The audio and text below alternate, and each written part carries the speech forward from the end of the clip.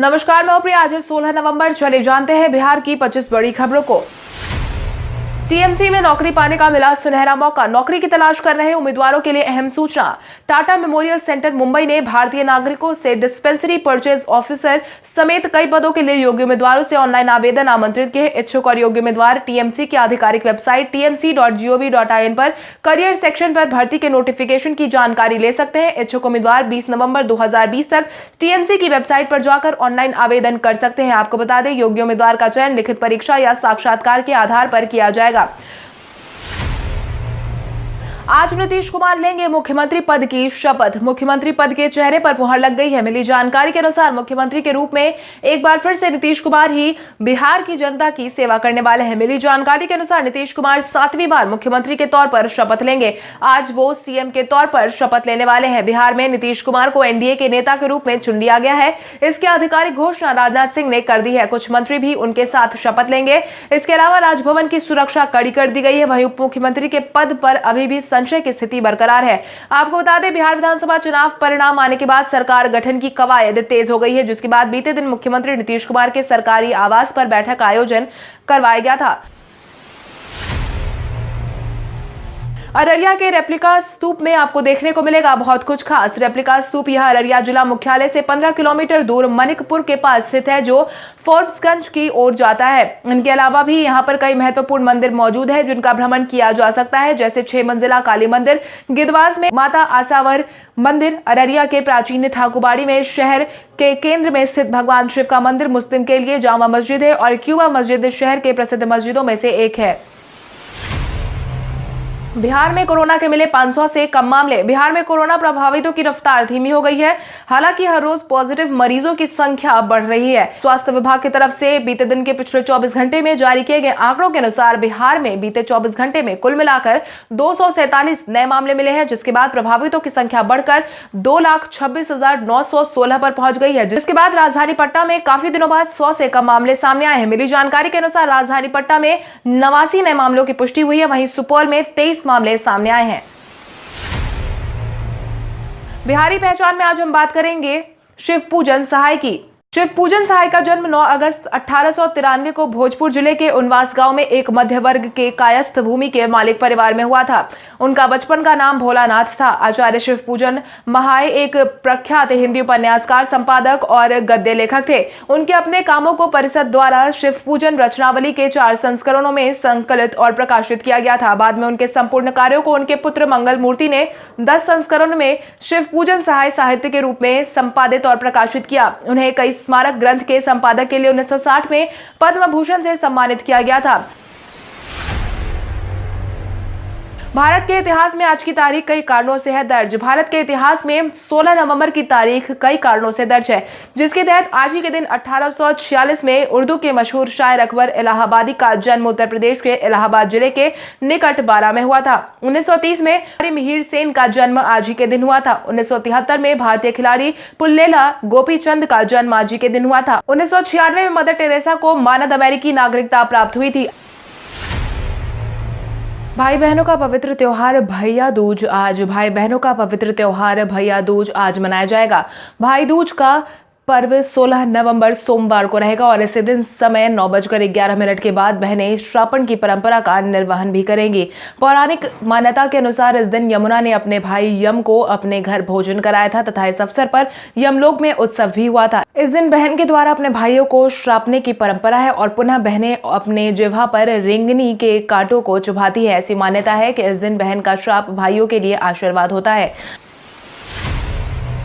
2022 की 10वीं बोर्ड में छात्रों को मिलेगी सहूलियत। 10वीं परीक्षा उत्तीर्ण करने वालों के लिए अहम सूचना। सीबीएसई की 10वीं बोर्ड परीक्षा में स्किल कोर्स की परीक्षा देने वाले स्टूडेंट्स को फायदा देने की बात कही गई है। 10वीं के परीक्षार्थी अपने मुख्य 3 विषय गणित, विज्ञान और सामाजिक विज्ञान में से किसी एक में फेल हो जाते हैं तो छठे विषय के तौर पर लिए गए स्किल सब्जेक्ट से पास करने का विकल्प होगा। फेल सब्जेक्ट के स्थान पर स्किल कोर्स को रिप्लेस कर दिया जाएगा। बोर्ड की नई व्यवस्था 2020 की बोर्ड परीक्षा के जारी रिजल्ट से ही लागू हो गई थी। 2022 बोर्ड परीक्षा में शामिल होने वाले स्टूडेंट्स रजिस्ट्रेशन में सब्जेक्ट जोड़ सकते हैं। इस व्यवस्था से फेल होने के परीक्षार्थी बच जाएंगे। दिवाली के आतिशबाजी के कारण बिगड़ी पटना की सेहत। दिवाली के दौरान हुई आतिशबाजी ने बिहार के शहरों की दशा बिगाड़ दी है। बिहार के कई शहर ऐसे हैं जहां प्रदूषण का स्तर अचानक से ऊपर की तरफ बढ़ गया है। हालात ऐसे हो गए हैं कि लोगों को सांस लेने में दिक्कत हो रही है। मिली जानकारी के अनुसार शनिवार को दिवाली का आयोजन पर बिहार में लोगों ने जमकर आतिशबाजी की और पटाखे जलाए हैं, जिसका असर रविवार की सुबह देखने को मिला। दिवाली की आतिशबाजी ने राजधानी पटना में सांस लेना मुश्किल कर दिया था। प्रदूषण के मामले में लाल निशान से ऊपर यह पहुंच गया था। पटना समेत अन्य जिलों का भी यही हाल रहा। पटना में एयर क्वालिटी इंडेक्स 251 रिकॉर्ड की गई, जो कि काफी ज्यादा हानिकारक बताई गई है। राज्यपाल फागू चौहान ने एनडीए को सरकार बनाने का भेजा न्योता। बीते दिन बिहार में नई सरकार के गठन को लेकर तस्वीर पूरी तरीके से साफ हो गई है, जिसके बाद बिहार में 7वीं बार मुख्यमंत्री पद पर आज नीतीश कुमार शपथ लेने वाले हैं। राज्यपाल फागू चौहान ने विधायकों का समर्थन पत्र स्वीकार करने के बाद एनडीए को सरकार बनाने का न्योता दे दिया है। राज्यपाल से मुलाकात के बाद नीतीश कुमार ने इस बात की जानकारी दी और बताया है कि हमारे विधायकों के समर्थन पत्र को स्वीकार कर लिया गया है और आज शाम 4:30 बजे शपथ का कार्यक्रम होने वाला है। इसके साथ ही नीतीश कुमार ने कहा कि अभी स्पीकर को लेकर भी कोई चर्चा नहीं हुई है। दरभंगा बस स्टैंड बनेगा स्थानीय एयरपोर्ट का हिस्सा। दरभंगा बस स्टैंड स्थानीय एयरपोर्ट का हिस्सा बनने वाला है, जिसकी घेराबंदी जल्द ही की जाएगी, जिससे कि एयरपोर्ट पर आने वाले वाहनों की पार्किंग ठीक तरीके से हो सके। एयरपोर्ट का विस्तार करने की दिशा में भी सरकार गंभीरता से कदम उठा रही है। जल्द ही 31 एकड़ भूमि के अधिग्रहण की प्रक्रिया पूरी कर ली जाएगी। इस सिलसिले में हाल ही में स्थानीय सांसद गोपाल जी ठाकुर ने एयरपोर्ट के स्थानीय निदेशक और डीजीएम के साथ कार्य प्रगति को लेकर बैठक की थी। इस दौरान उन्होंने कई विषयों पर अधिकारियों के साथ विस्तार से चर्चा को बताया गया था और हाल ही में सरकार चाहती है कि दरभंगा का एयरपोर्ट अत्याधुनिक सुविधाओं से लैस हो। छठ पूजा के लिए जारी हुई जरूरी गाइडलाइन। कोविड-19 के माहौल में आस्था के इस महापर्व को लेकर प्रशासन की तरफ से तैयारी लगातार जारी है। बिहार सरकार की तरफ से रविवार को छठ पूजा को लेकर गाइडलाइन भी जारी कर दी गई है। सरकार की तरफ से जारी किए गए दिशा निर्देश के अनुसार अर्घ्य देने के दौरान तालाब में डुबकी नहीं लगाने का निर्देश दिया गया है। इसके साथ ही छठ घाट पर इस तरीके से बैरिकेडिंग की जाए कि छठ करने वाले लोग डुबकी ना लगा सके। वहीं छठ के दौरान बुखार से ग्रस्त व्यक्ति, 60 साल से ऊपर के व्यक्ति, 10 साल से कम उम्र के लोग और अन्य गंभीर बीमारियों से पीड़ित व्यक्तियों को छठ घाटों पर नहीं जाने की सलाह दी गई है। तारकेश्वर प्रसाद बने भाजपा विधायक दल के नेता। तारकेश्वर प्रसाद भाजपा विधायक दल के नेता चुने गए हैं। वहीं दूसरी तरफ रेणु देवी उपनेता चुनी गई हैं।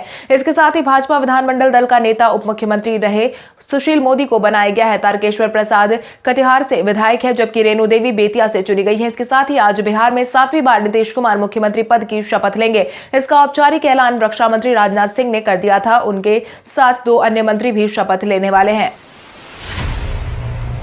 सुशील कुमार मोदी ने डिप्टी सीएम पद से हटाए जाने की कही बात। मुख्यमंत्री नीतीश कुमार आज शपथ ग्रहण करने वाले हैं। वहीं उप मुख्यमंत्री पद के दावेदार माने जा रहे सुशील मोदी ने अपना बड़ा बयान जारी किया है, जिसके तहत उन्होंने कहा कि उन्हें उप मुख्यमंत्री पद से हटाया गया है। उन्होंने कहा कि पार्टी के कार्यकर्ता का पद कोई छीन नहीं सकता। आपको बता दें, ट्विटर पर सुशील मोदी ने डिप्टी सीएम पद से हटाए जाने की बात को मान लिया है, जिसके तहत उन्होंने कहा, भाजपा एवं संघ परिवार ने मुझे कई वर्षों के राजनीतिक जीवन में इतना दिया है कि शायद किसी दूसरे को नहीं मिला होगा। आगे जो भी जिम्मेदारी मिलेगी उसका निर्वहन करता रहूंगा। कार्यकर्ता कोई छीन नहीं सकता।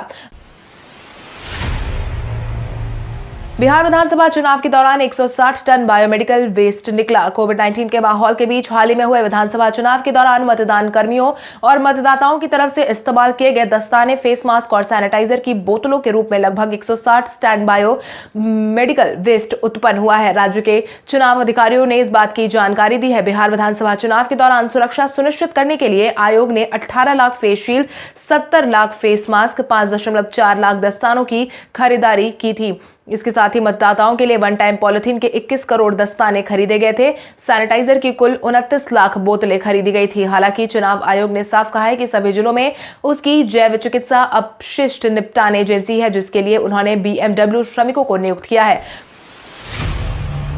कांग्रेस ने मुख्यमंत्री नीतीश कुमार के शपथ ग्रहण पर उठाए सवाल।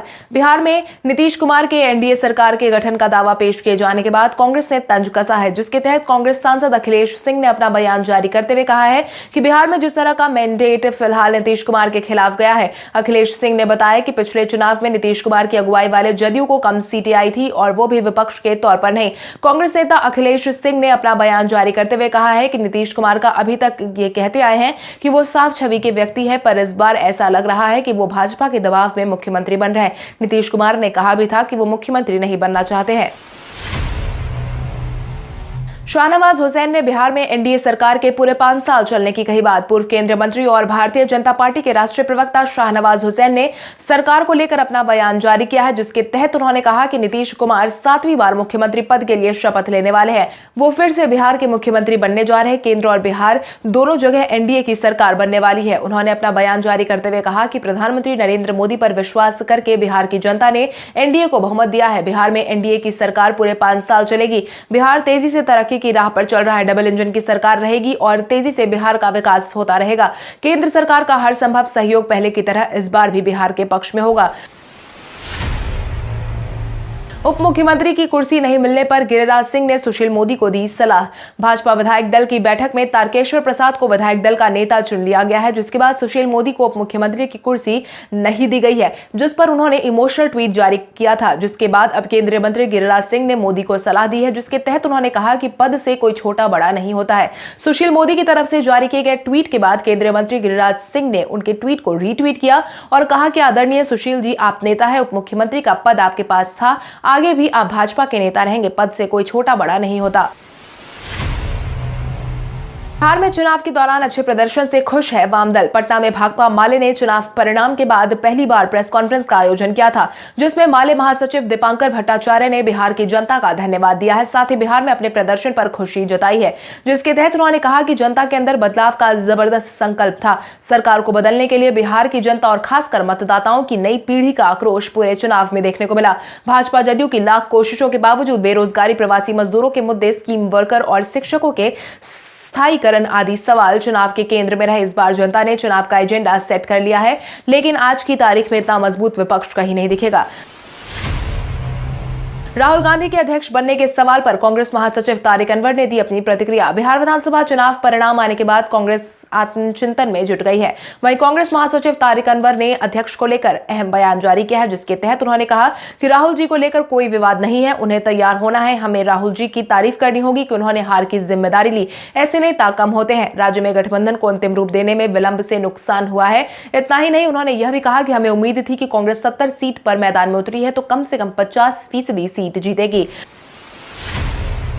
पीएम किसान सम्मान की आखिरी किश्त लेने के लिए फौरन करे कुछ काम। अगर आप भी किसान सम्मान की किश्त के लाभकारी और आपका पैसा आने में दिक्कतें आती है तो आपको बस कुछ आसान स्टेप्स का पालन करना होगा, जिससे किस्त आसानी से आपके बैंक अकाउंट में मंगवा ली जाएगी। पीएम किसान स्कीम की ऑफिशियल वेबसाइट pmkisan.gov.in पर जाए। इसके फॉरवर्ड कॉर्नर के अंदर जाकर एडिट आधार डिटेल्स ऑप्शन पर क्लिक करें। आप यहां पर अपना आधार नंबर दर्ज कर सकते हैं। इसके बाद एक कैप्चा कोड डालकर सबमिट करें। अगर आपका केवल नाम गलत होता है, यानी कि एप्लीकेशन और आधार में जो आपका नाम है दोनों अलग अलग है, तो आप इसे ऑनलाइन ठीक कर सकते हैं। अगर कोई और गलती है तो आप अपने लेखपाल और कृषि विभाग कार्यालय में संपर्क कर सकते हैं। व्हाट्सएप ने जारी किए 61 नए वॉलपेपर। व्हाट्सएप ने अपने यूजर के लिए बड़ा तोहफा पेश किया है, जिसके तहत अब व्हाट्सएप ने अपने यूजर के चैटिंग एक्सपीरियंस को बदलने के लिए नए वॉलपेपर को लेकर आई है, जिसकी जानकारी व्हाट्सएप ने अपनी तरफ से आधिकारिक तौर पर पेश कर दिया है। जिसके तहत WA बीटा इन्फो ने जानकारी दी है कि व्हाट्सएप ने अपने एंड्रॉइड बीटा यूजर के लिए एडवांस्ड वॉलपेपर नाम का फीचर पेश किया है। जानकारी के लिए आपको बता दें कि व्हाट्सएप यूजर अपने हिसाब से चैट के बैकग्राउंड का वॉलपेपर बदल सकते हैं। अब इसके लिए उन्हें 61 नए वॉलपेपर का ऑप्शन मिल जाएगा। मनोज बाजपेयी ने एक्टिंग को लेकर कही अहम बात। बिहार से निकले अभिनेता मनोज बाजपेयी ने हाल ही में अपना बयान एक्टिंग को लेकर जारी किया है, जिसके तहत उन्होंने कहा कि नवोदित कलाकारों को फिल्म इंडस्ट्री में आने से पहले उचित प्रशिक्षण लेना चाहिए, क्योंकि यह एक ऐसा प्रोफेशन है जिसमें माफी की गुंजाइश नहीं है और दूसरा मौका नहीं मिलता। एक्टर ने कहा कि किसी भी अन्य पेशे की तरह एक्टिंग में भी लगातार अपने कौशल को निखारना होता है। इसके तहत उन्होंने आगे कहा कि मैं सबसे कहता हूं कि जितना संभव हो आपको कार्यशालाओं में जाना चाहिए, थिएटर करना चाहिए, अभ्यास करना चाहिए। एक्टिंग करने के साथ ही दूसरों को एक्टिंग करते देखना चाहिए। टिम पेन ने विराट कोहली को लेकर कही अहम बात। आगामी सीरीज के लिए भारतीय क्रिकेट टीम ऑस्ट्रेलिया पहुंच चुकी है। 14 दिन के जरूरी क्वारंटाइन पीरियड के बाद 27 नवंबर से दोनों टीम के बीच सीरीज का आगाज होगा। हालांकि सीरीज शुरू होने से पहले ही दोनों टीमों के खिलाड़ियों की तरफ से बयानबाजी शुरू हो चुकी है। ऑस्ट्रेलिया टेस्ट टीम के कप्तान टिम पेन ने कहा है कि विराट कोहली मेरे लिए महज एक खिलाड़ी है। उन्होंने कहा कि ऑस्ट्रेलियन क्रिकेटर्स भारतीय कप्तान कोहली से नफरत से प्रेम करते हैं। अनेक विपक्षियों की तरह वो तूफान की तरह है, लेकिन कोई भी टीम कोहली की उतनी परीक्षा नहीं लेती जितना ऑस्ट्रेलिया। पिछले कुछ सालों से कोहली और ऑस्ट्रेलिया के बीच काफी कड़ी प्रतियोगिता चल रही है। हालांकि इस बार यह मुकाबला पिछले दौरे जितना जबरदस्त नहीं होगा। अब आइए जानते हैं सराफा बाजार और पेट्रोल डीजल के क्या थे भाव। अगर हम सराफा बाजार की बात करें तो सोने का भाव 16 नवंबर को 22 कैरेट के लिए प्रति 10 ग्राम 49,960 रुपए था। वहीं 24 कैरेट के लिए प्रति 10 ग्राम 50,960 रुपए था। वहीं अगर हम चांदी की बात करें तो चांदी का भाव प्रति किलो 63,600 रुपए था। इसके अलावा राजधानी पटना में पेट्रोल की कीमत 83.82 रुपए प्रति लीटर थी। वहीं डीजल 76.10 रुपए।